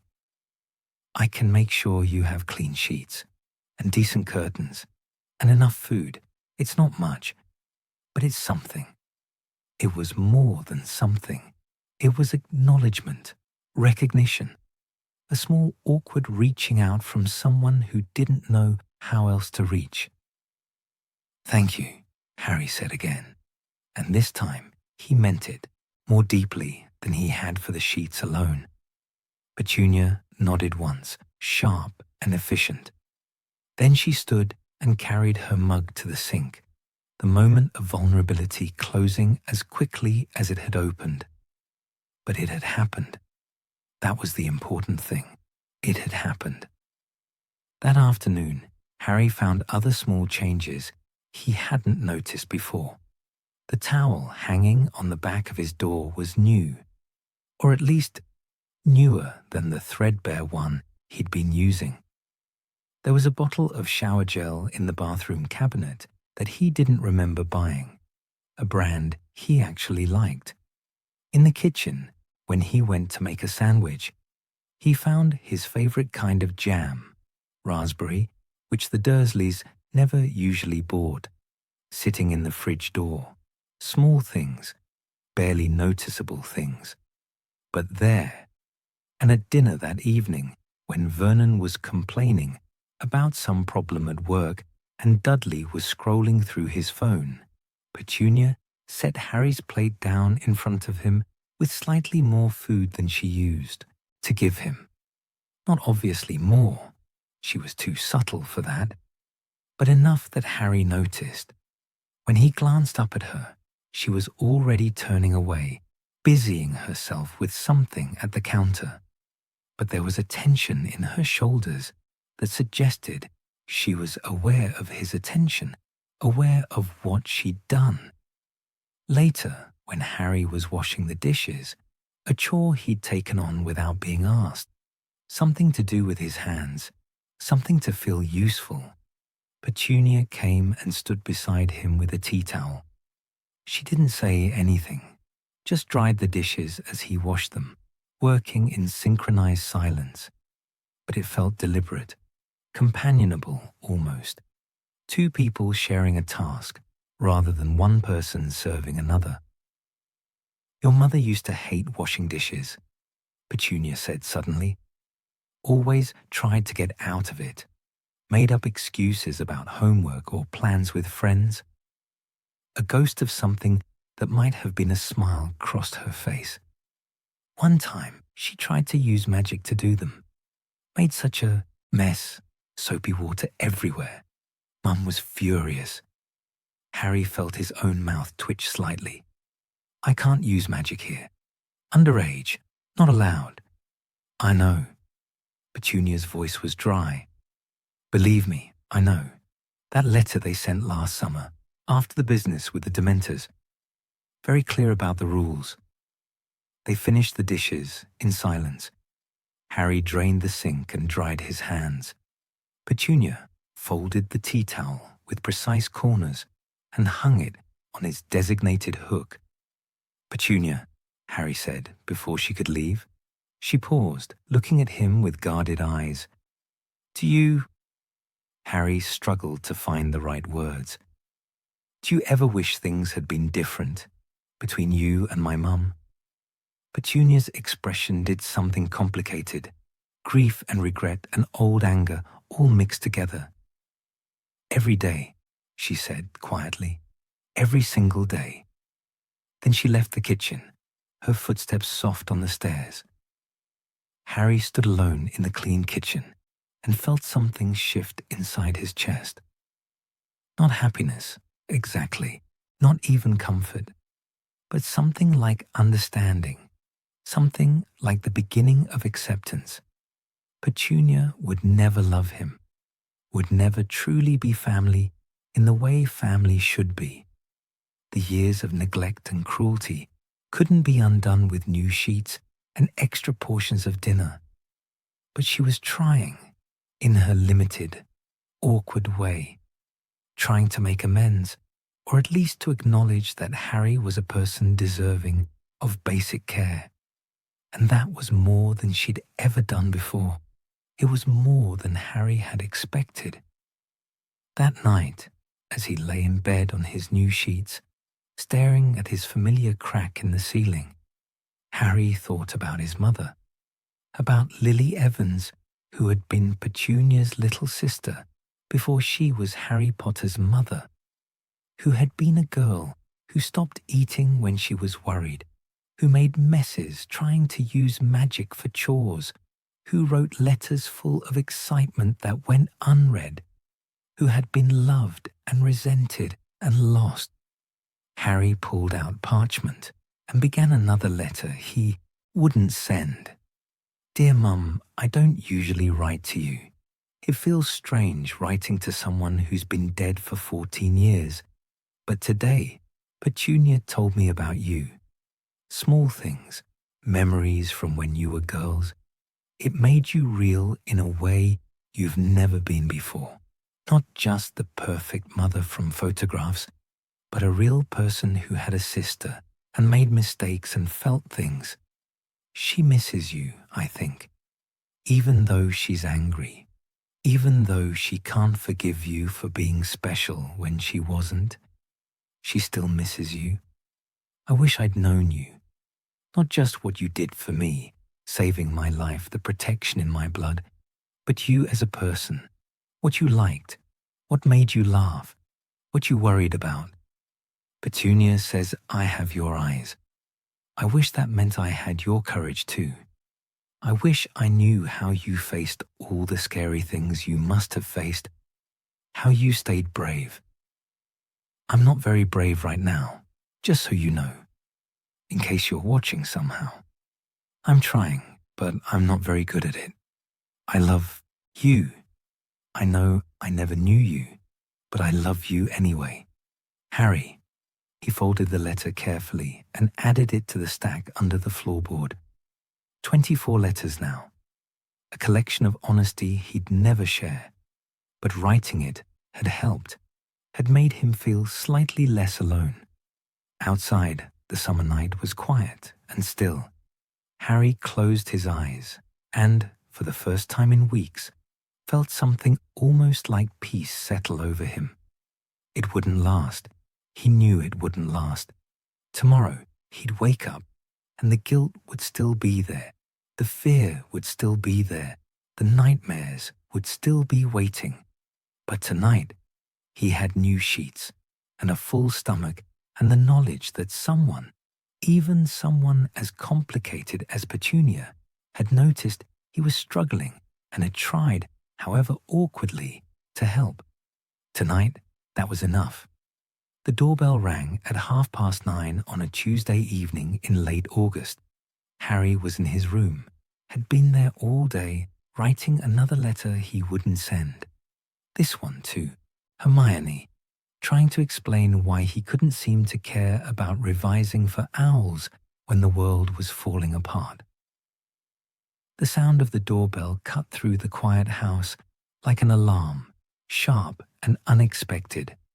Doorbells didn't ring at 9:30, not in Privet Drive, where everyone went to bed at respectable hours and unexpected visitors were viewed with deep suspicion. Harry set down his quill and listened. Downstairs, he heard Vernon's heavy tread in the hallway, heard him mutter something irritated about time of night and common courtesy. Then the door opened, and Vernon's voice changed, went high and strange and afraid. "You, what are you doing here? You can't just—" "We're here for Harry Potter." A woman's voice, cheerful and unapologetic. Tonks. That was Tonks. Harry was on his feet immediately, heart suddenly racing. He grabbed his wand from under his pillow and moved to the door, opening it just enough to hear better. "Now see here," Vernon was saying, voice climbing toward that dangerous purple-faced rage. "You can't just show up at my house demanding—" "We're not demanding." A different voice now, calm and measured. "Lupin. We're collecting. There's a difference. If you could fetch Harry, please. We'd like to leave as quickly as possible." "Leave? He's not going anywhere. School doesn't start for 2 more weeks. Things have changed." A third voice, gruff and suspicious. Mad-Eye Moody. "The boy needs to be moved. Now. Not up for discussion." Harry's hands were shaking. They were here. Finally, after weeks of silence, after weeks of feeling abandoned and forgotten, they were here. The magical world hadn't forgotten him after all. He should feel relieved, should feel grateful. Instead, he felt something more complicated twisting in his chest. Harry moved quickly, pulling his trunk out from under the bed, checking that his invisibility cloak was tucked inside, that his photograph album was still wrapped safely in old clothes. He grabbed his school things, his robes, the letters hidden under the floorboard, pausing over those, then shoving them into the bottom of his trunk. Evidence of his falling apart. He'd deal with them later. Hedwig was awake, watching him with knowing amber eyes. Harry opened her cage, and she hopped onto his shoulder, talons gripping carefully. "We're leaving," he told her. "Finally." She hooted softly, almost questioningly. Harry descended the stairs with his trunk floating behind him.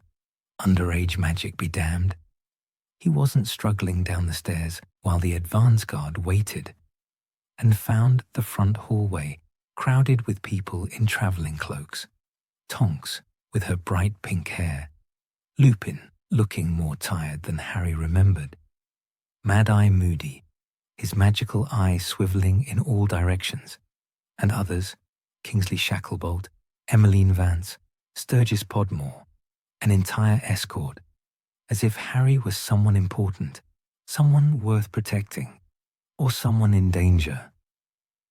Vernon stood pressed against the wall, his face a spectacular shade of purple, his mustache quivering with outrage. Petunia hovered at the kitchen doorway, her hand at her throat, her face pale. And Dudley stood on the stairs, half hidden in shadow, watching with something that might have been concern. "Harry," Tonks said brightly, as if this were a social visit. "All packed. Brilliant. We need to move quickly. Got a schedule to keep." "Where are we going?" Harry asked. "Headquarters," Moody growled. "Safe house. You'll be briefed when we get there. Now let's move." "Just a moment." Lupin's voice was gentle but firm. He turned to the Dursleys, his face serious. "You should know that Harry is in danger. Real danger. Voldemort." Vernon flinched at the name. "Knows who Harry is, where he lives. It's possible, though unlikely, that Death Eaters might come looking for him here." Petunia's hand flew to her mouth. Vernon made a strangled sound. "We're in danger?" Vernon's voice went even higher. "Because of him? The protective enchantments on this house are powerful," Lupin continued, ignoring Vernon's outburst. "As long as Harry can call this place home, you're protected. But we think it's safer if he's moved now, before term starts, just in case." "Home!" Vernon barked out a bitter laugh. "This has never been his home. He's a burden we took on because we had to." "Vernon," Petunia's voice was sharp. "Stop." Everyone turned to look at her. She was still pale, still frightened, but something in her face had hardened with determination. "Just stop," she said again, quieter. She looked at Harry, really looked at him, and something passed between them, an understanding forged over new sheets and shared dishwashing and conversations about Lily. This is his home, whether we wanted it to be or not, whether he wanted it to be or not. It's the only home he has. The words should have hurt, should have felt like rejection, but instead, they felt like honesty, like acknowledgement of a complicated truth neither of them could change. "Right then," Moody said impatiently. "Touching. Can we go now?" Harry nodded. He moved toward the door, pulling his trunk, Hedwig shifting on his shoulder. But something made him pause at the threshold. He turned back. Vernon was still pressed against the wall, his face cycling through shades of purple and red, breathing hard through his nose. He caught Harry's eye and, surprisingly, extended his hand. It hung in the air between them, stiff and awkward. Harry stared at it for a moment, then reached out and shook it. Vernon's grip was limp, brief, his palms sweaty. But it was there. A handshake, an acknowledgement. "Don't get yourself killed," Vernon muttered. "Your aunt would. It would be." He trailed off, unable to finish. "I'll try not to," Harry said. Dudley had descended the stairs now, standing a few steps behind his parents. He looked at Harry, opened his mouth as if to speak, then closed it again. Finally, he managed. "Take care, yeah?" 2 words. But coming from Dudley, they meant something, meant more than Harry had expected. "You too," Harry said. Then there was only Petunia. She stood very still, her arms wrapped around herself, her face carefully neutral. But her eyes were bright with something that might have been tears. "Your mother," she said quietly, "would tell you to be careful, to not take unnecessary risks, to stay safe." She paused, her throat working. But she never listened to that advice herself. She was always brave, even when she shouldn't have been, even when it got her killed. Harry didn't know what to say to that, didn't know if there was anything to say. "Thank you," he managed finally, "for the sheets, and everything." Petunia nodded once, sharp and quick. Then she turned and disappeared into the kitchen, her footsteps quick, almost fleeing. Potter, Moody barked. Now! Harry stepped out onto the front step. The night air was cool, carrying the smell of cut grass and night-blooming flowers. Behind him, number 4 Privet Drive sat solid and familiar, its windows glowing warm, the life inside continuing on as it always had. The advance guard formed up around him, 3 in front, 3 behind, Tonks and Lupin on either side. They pulled out brooms from beneath their cloaks, and someone handed one to Harry. "We fly low," Moody instructed. "Stay in formation. Don't break away for any reason. Constant vigilance." Harry mounted the broom, his trunk secured by magic to hang beneath him, Hedwig taking flight from his shoulder to soar ahead. As they pushed off from the ground, Harry looked back at the house one more time. He could see Vernon in the doorway, silhouetted against the hall light. Dudley had moved to the window of his bedroom, a dark shape behind glass. And in the kitchen window, just barely visible, Petunia stood watching, one hand pressed against the glass. They looked small from up here, ordinary, just 3 people in an ordinary house, living their ordinary lives, grateful to return to normalcy now that the abnormal had been removed. But they'd changed, or Harry's understanding of them had changed. They weren't villains or monsters. They were just people, limited, flawed, scared people who'd done the best they could with a situation they'd never asked for, who'd taken in a magical child and kept him alive for 14 years, which was something, even if it wasn't love. Petunia had tried. In the end, in her own awkward, insufficient way, she'd tried.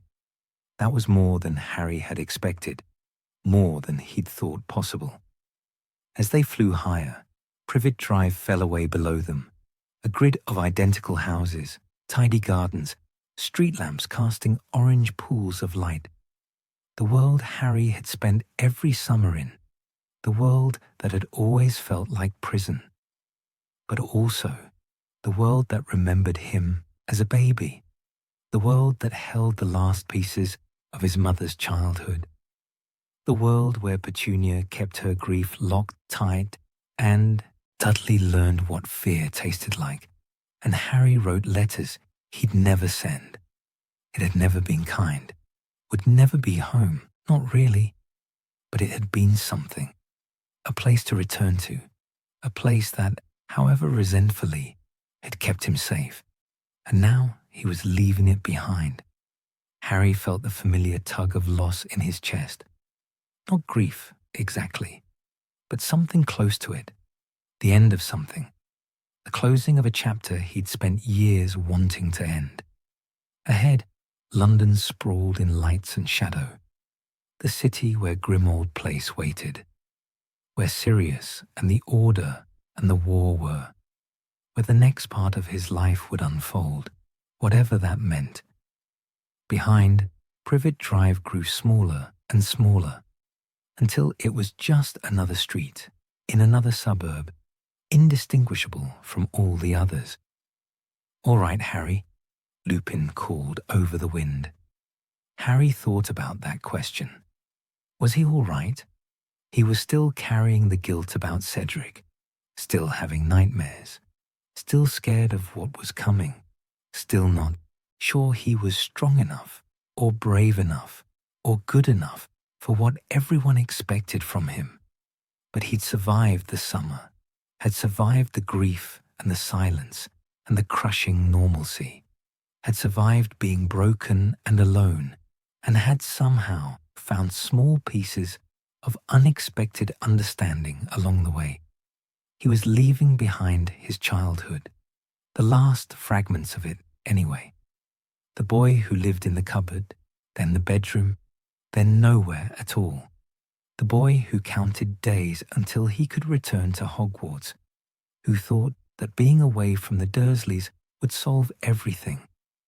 That boy was gone, had died somewhere in the graveyard with Cedric maybe, or in the long, silent weeks at Privet Drive, or in the moment he'd realized that home was a complicated thing, that family was more than blood, that growing up meant accepting that nothing was simple and nothing was solved, and you just kept going anyway.